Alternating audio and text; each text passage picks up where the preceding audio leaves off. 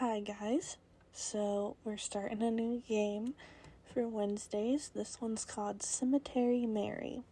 I'm going in blind here. I saw I had it on Steam, decided to download it.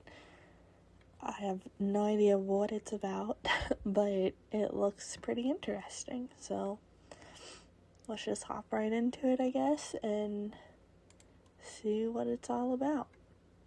Oh, okay. Warning, this game contains themes of stalking, kidnapping, strong language, mild drugs, alcohol, and smoking, blood, murder, suicide, flashing images, and potentially loud noises. Okay, so if that's gonna bother any of you, you might want to skip this series. Yeah, okay, let's jump in.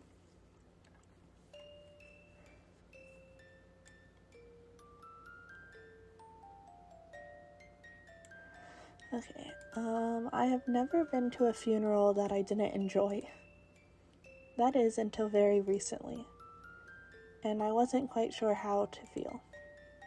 It was a beautiful service, and one they certainly deserved. If only it had come later in their lifetime. And maybe it could have been prevented. If there wasn't a murderer in my city. That's what everyone's been saying anyways. The Blackwood Butcher. That's what they called them, at least. It was hard not to overhear the rumors people said about them. I heard they strike at night. I heard they only target one person at a time and don't stop until they're dead. I heard it's a ghost blindly seeking revenge. I didn't believe in any of that. At least not at first. But my parents did. And because of that, they didn't like me going off to the cemetery alone. Staying until it closed. Walking home by myself in the dark. Even though it was only across the street, these rumors had made them afraid for my safety. Do you really believe they're real? I asked my father. I do, he answered. Aren't you really worried for me? My mother did not say anything. But that was to be expected. They thought I was a perfect target, but I still didn't believe in it. Still, they were worried about me. So they sent me off to live with my aunt, uncle, and cousin. They didn't live far, at least not anymore. They moved from their fancy home in gorgeous Holland City to a small little cabin in the woods. I never understood why. But I never really asked about it either. My parents felt it would be safer with them. I didn't want to leave. But every day I stayed only seemed to stress them out more. So I went, to make them feel better. For the first 2 weeks, everything was fine. I barely left the house, barely went to town anymore, and when I did, I was always with someone. Taking all precautions to avoid becoming a victim of the butcher. But I still thought it was only a rumor. Even if the number of deaths in this community increased, I never thought that I or someone I knew would be a victim. Then that happened. To those two. And for the first time I was worried. And shortly after that, my own parents disappeared. They weren't in the diner, nor could I contact them. Even the authorities couldn't figure it out. No one had seen them. It was as if they had suddenly vanished. As if they were killed off. I don't like to think about that possibility. Actually, well, there was also that other thing that's happened. Maybe I should have told the authorities about it. Or anyone for that matter. But I was too afraid of what might happen if I did. Your parents are safe from an unknown number. I knew I would fall asleep if I sat down. Is it raining outside? It wasn't supposed to rain today. The light's on outside. Is Calvin out there? I better go check.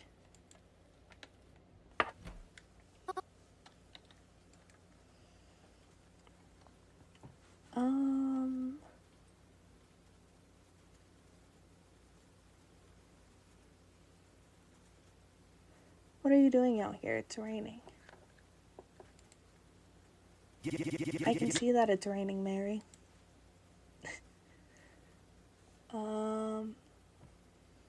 Kelvin, I finished dinner. Come inside. It's spaghetti. I used your favorite sauce, too. Okay, I'll be inside in a second. Just let me put this out.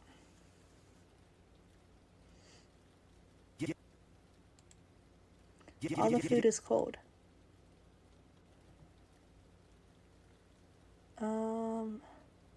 I know, I fell asleep after I made it, so I just wanted to take a seat in the living room, but it's fine. I'm not complaining. Other than that, we didn't say much, and dinner was quiet. I cleaned up most of it, but Calvin helped a little bit. After that, he went to go sit in the living room. Once I finished cleaning the kitchen up, I joined him like usual. Normally after dinner, when Kelvin and I sit here together, we do something fun. We play a game on our phones together, or we go out, or we get out a board game, or we play cards. Talk about our days if something exciting happened, but that's when Aunt and Uncle were still. Kelvin's been in a pretty bad mood since. It's not as if I can blame him.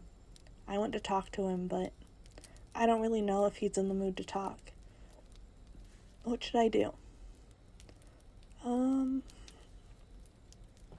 Let's attempt a conversation. Crow, do you want to talk about it? There's nothing to talk about. I've still got my old therapist's number, you know. Kelvin? Ain't there a reason she was your old one? I know. But she was good at this kind of stuff. And I've been thinking that maybe... Shut up, Mary. Just shut up already.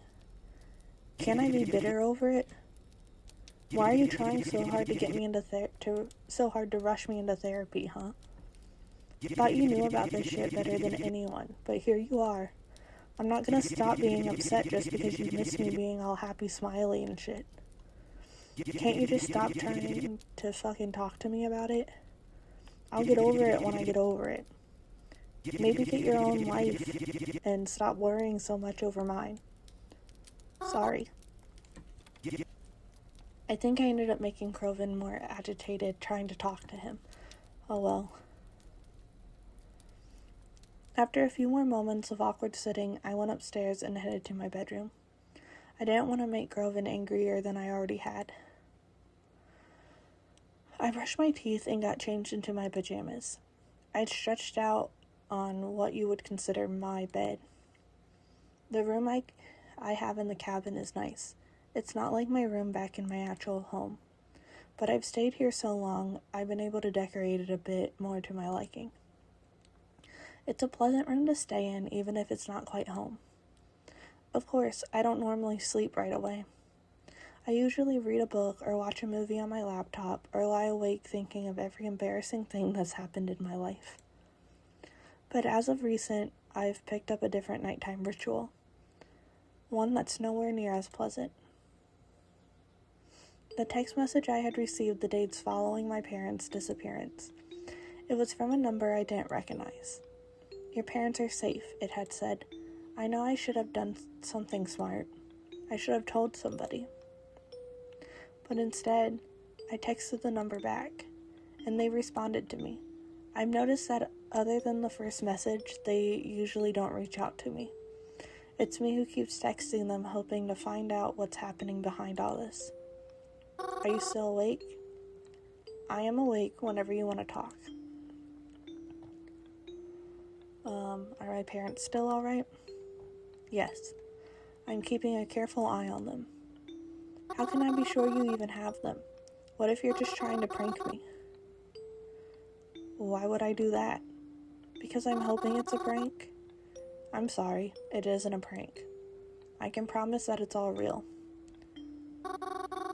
How did you even get my number? Your parents gave it to me. Why would they do that? Because they care about you? You must be lying to me. My parents wouldn't do something like that. I'm sorry, you don't know your parents as well as you think you do. What does that mean? Seriously, you freak me out. I just want my parents back. Please don't drag this out. I just want them back home. You should get some rest. It's late, isn't it? I'll talk to you tomorrow. I don't like to text for too long. Until then, goodbye. Goodbye. They suggested that I get some rest, but how did they expect me to do that? I had never felt more restless in my life, even asleep. I knew I wouldn't rest. When I woke up the next morning, Crovin had already left for the day. But that wasn't a surprise. He'd been staying out late and leaving super early ever since the incident. I think being home bothers him. I'm not surprised. Whenever I pass the diner, I too feel like not being there. It's not the same without Mom and Dad after all. Despite this cabin being out in the middle of the woods, it really isn't all that hard to get back to Blackwood. Outside of our cabin is a faint dirt trail. It gets a bit twisty at some parts, but isn't too confusing. It takes about 15 minutes to walk down, but maybe 10 if you're fast. At the end of the trail there's a fence, one with a slight gap in it, and past that fence there's a little community. It isn't big, a few trailers with a few people living all the way out here, far from anything that's, well, anything. But there's a road here and a bus that comes through. It runs through Blackwood, so whenever we need to leave, we take this bus. And then, at the end of a short trip, you're in Blackwood. It's the city I grew up in, and I always really loved it. There's the library and the local stores, but my most favorite place to be is the Blackwood Cemetery. It's got lots of trees to read under and the prettiest headstones I've ever seen. There's a mausoleum, too. No, I've never been inside. Private mausoleum, you know. I don't know who it belongs to. Anyways, I always try to leave flowers when I visit, at least every so often. And I visit a lot. I like to think it helps them, you know, not feel lonely. And then after having spent my day in Blackwood, I come back home the same way I left. But I always make sure no one sees the way I come back home. Just in case, you know? Despite the recent events, I too leave the cabin more than ever now. Crovin is rarely home, and I don't like being here alone. I know I'm just being paranoid, but I don't like the thought that maybe the butcher could find me out here all alone. Even if that's the whole reason I'm here in the first place. So I go out a lot now. I feel more comfortable surrounded by lots of people. Despite how things may seem, I always preferred to be around people anyways. That's the one reason why I like to go to the cemetery so often. There's always people there. Even if you can't see them. After I got out of bed, I made myself a small breakfast and got changed into my favorite outfit. Crovin's gone, and the bus I take out into town should be arriving any minute now. Where should I go today?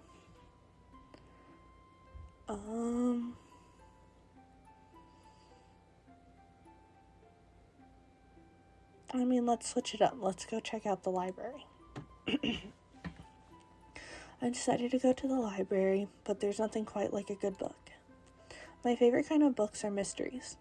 Not necessarily murder mysteries, but mysteries in general. In fact, I kind of prefer it when the mysteries don't involve anyone dying. There's a lot less tension there, you know? But maybe I'm just too soft. I also quite enjoy manga, especially the shoujo kind. I feel almost embarrassed to like them, but I find that they're cute and nice. and I like seeing characters fall in love. Yeah, a shoujo. Maybe that's what I'll try to find at the library today. I stepped into the library and began to make my way over to my favorite spot, a tucked away corner in the library right by a single window. Sometimes I'd spend an entire day in that corner just reading. I'd even managed to finish entire books without leaving the library. I looked forward to doing something like that again today, but when I got to my favorite spot, I noticed a man was already sitting there. I was surprised because usually this library was pretty empty. But this man, he's familiar. I've met him before. Oh, my apologies. Did I take your seat? Oh, it's you. Mary. Mary Anata, yes? Ah, that's right. I remember you. From the funeral, right? Indeed.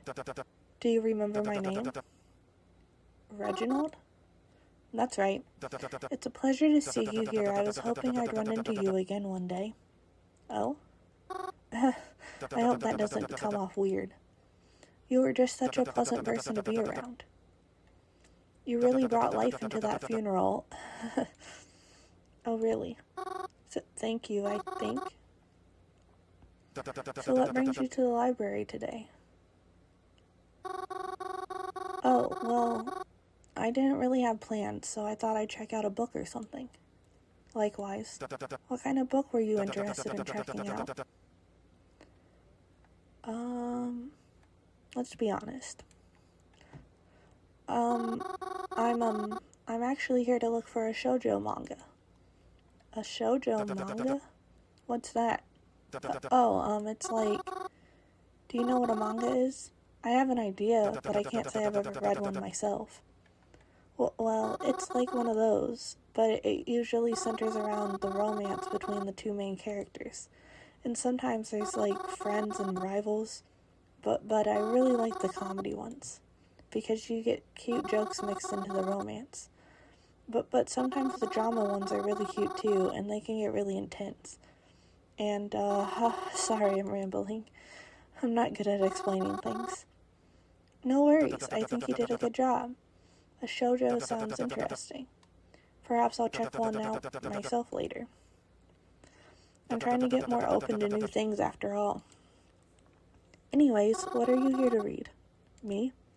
I'm reading Manslaughter on the Disorient Locomotive. Oh, I've been meaning to read that one too. Do you want it then?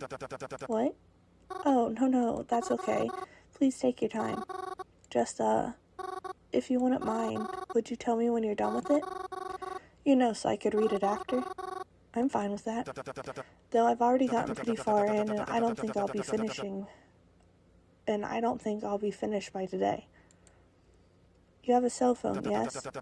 Would it be alright if I have your number? That way I can notify you as soon as I'm finished.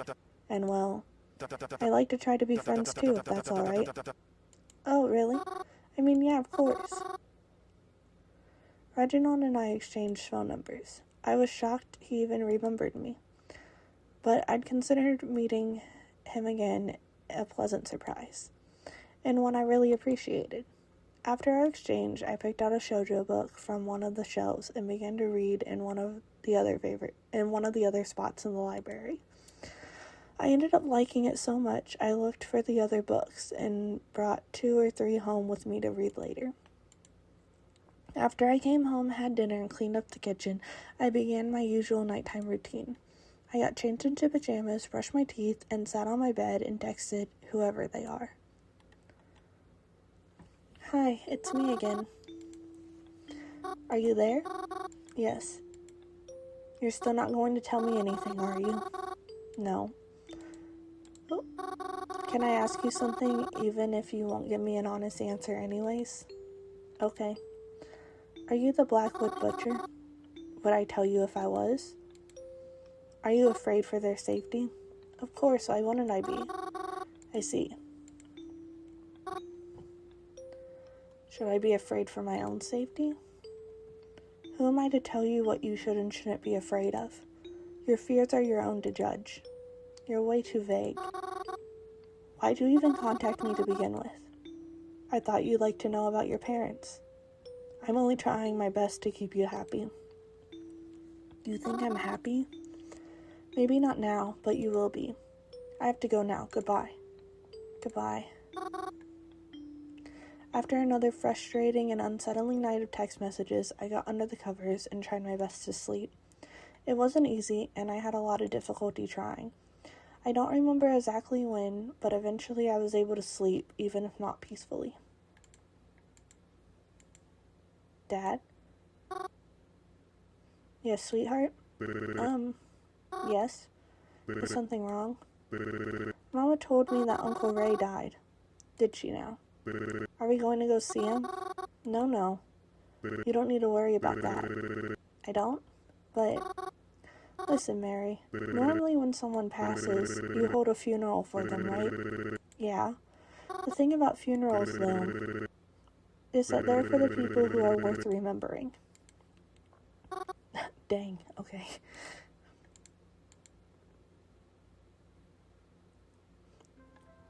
Okay, guys. We're gonna save it here, and